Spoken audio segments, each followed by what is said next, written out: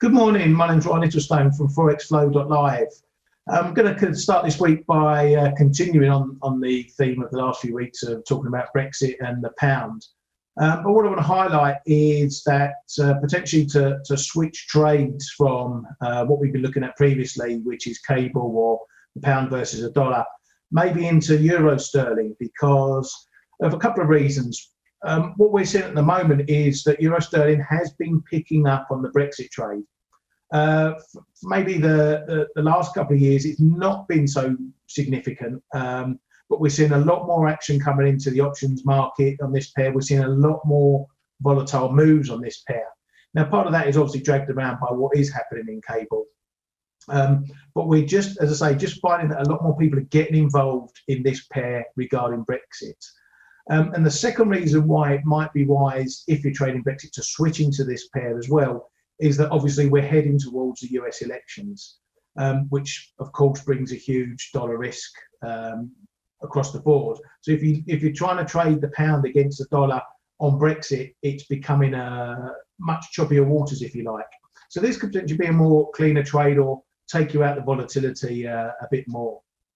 So what I'm going to look at now is pretty much the longer view chart. We're going to look at the weekly chart for this one.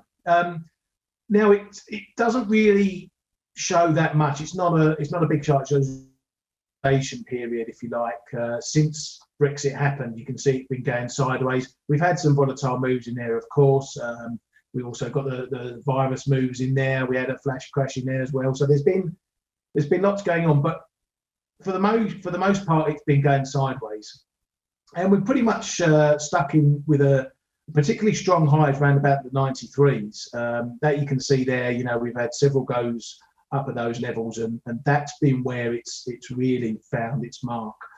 As you can see, we've had the virus highs above that level, but we've come down, we've tested it again, and it's held. So that's, as I say, take away those volatile events like the virus moves, we have got a pretty solid ceiling up there in the 93s. So that's one area to look at the top side.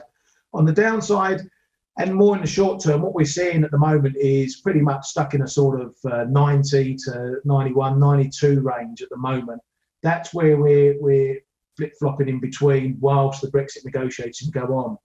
And on those, we obviously had the news that the talks have resumed this last week on Thursday, Friday, and we're going to the Sunday. But then we heard that those have potentially been extended out to this Wednesday. And as I've said before, everything's sort of now really coming to a head. We've not got long till the deadline. We've had all the political theatre of Boris, cancelling talks and saying there's no point in doing it. And then we're back at the table again. We're getting more positive vibes coming through. So it's really feeling like something is going to come together.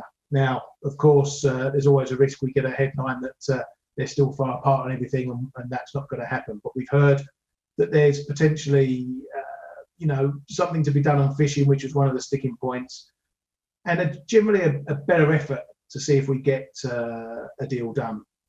So for playing this pair, I'm looking mainly from the short side. I missed a good trade this morning off of the 91 level. A couple of guys in our trading room caught it. So I'm back to watching, but this again potentially is the best pair to play Brexit in. If you're looking for a deal, then obviously going short in this pair is something to look at. Otherwise, if the news is still sticking around, look at this 90 level for potentially longs. If it breaks there, you might need to shift and wait to see what develops after that. My favour, just quickly, is that a Brexit deal is going to happen. That's always been my case. There's too much money involved. So, as I say, I'm going to be looking at shorts in this pair and see how the headlines develop into Wednesday. And for the rest of this week, I wish you luck.